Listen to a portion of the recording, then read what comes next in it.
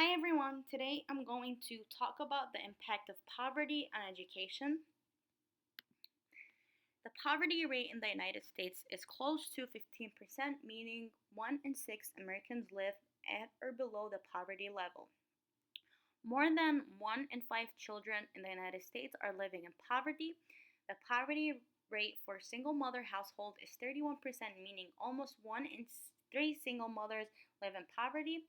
6.8 million children, or about 1 in 11 of all children in the United States, live at 50% below the federal poverty line. Children who grew up in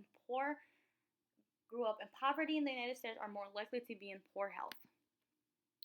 The effects of poverty on education. Despite being one of the most developed countries in the world, the United States has one of the highest rates of childhood poverty in the world. One of the most severe effects of poverty in the United States is that poor children enter school with this readiness gap, and it grows as they get older. Children feel isolated from society, suffer insecurities because of their social economic status, fear the consequences of their poverty. Children from lower income families are more likely than students from wealthier backgrounds to have lower test scores, and they're higher risk of dropping out of school. Those who complete high school are less likely to attend college than students from higher income families. Children who grew up in poor families are exposed to food with lower nutrition value, and it affects students' achievement. For example, if you have a student in your classroom who did not eat breakfast, they won't be able to pay attention in the classroom or listen to you because they're tired, exhausted, and they can't pay attention in the classroom. They need food. Children who grew up in low social economic conditions typically have a smaller vocabulary than middle class children do, which raises the risk for academic failure. One reason many students seem unmotivated is because of lack of hope. Low social economic status and dealing with financial hardships cause depressive symptoms.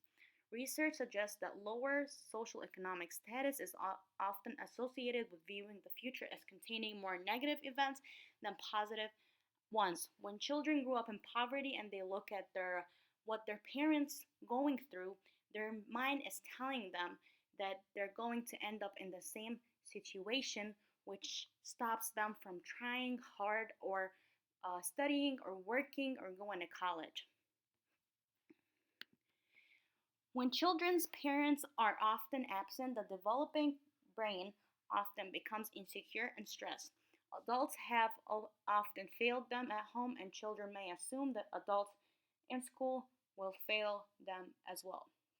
That's why teachers need to build healthy and good relationships with their students and also build trust in the classroom.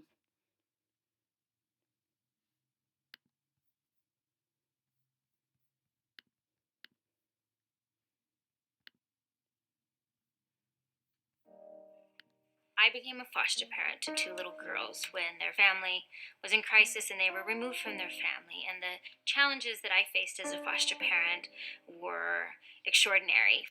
They were used to sleeping on the floor, so getting them to sleep on the bed and reminding them that that was where that they were supposed to sleep.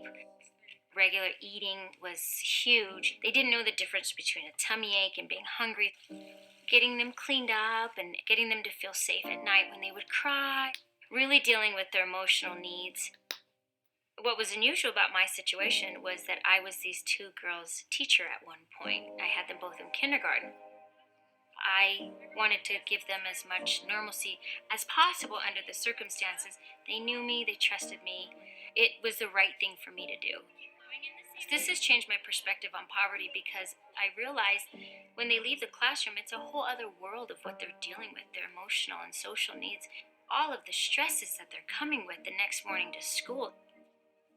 With 50% of the students in the US now living at the poverty level, teachers are noticing that the students are not coming to school fully ready to learn. And our current education policies are just pushing to standardize education, standardize testing into privatized schools, and we're not at all looking at the effects of poverty.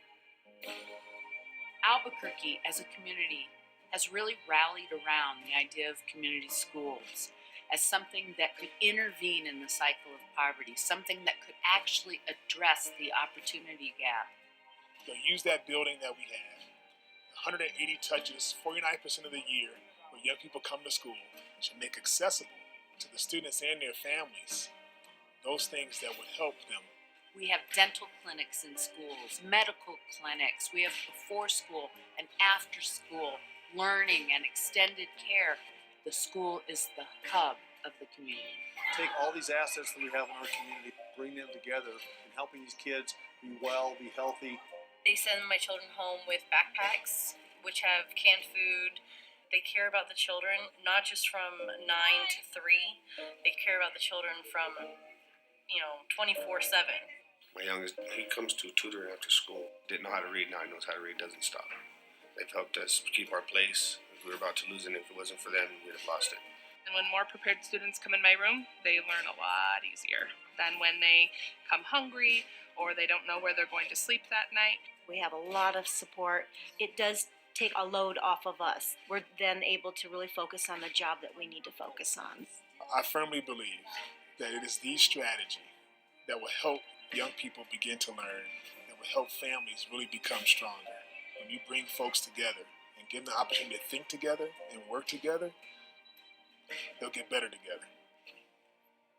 Before I was these girls' foster parent, I tried to support their family, and as I do all my families.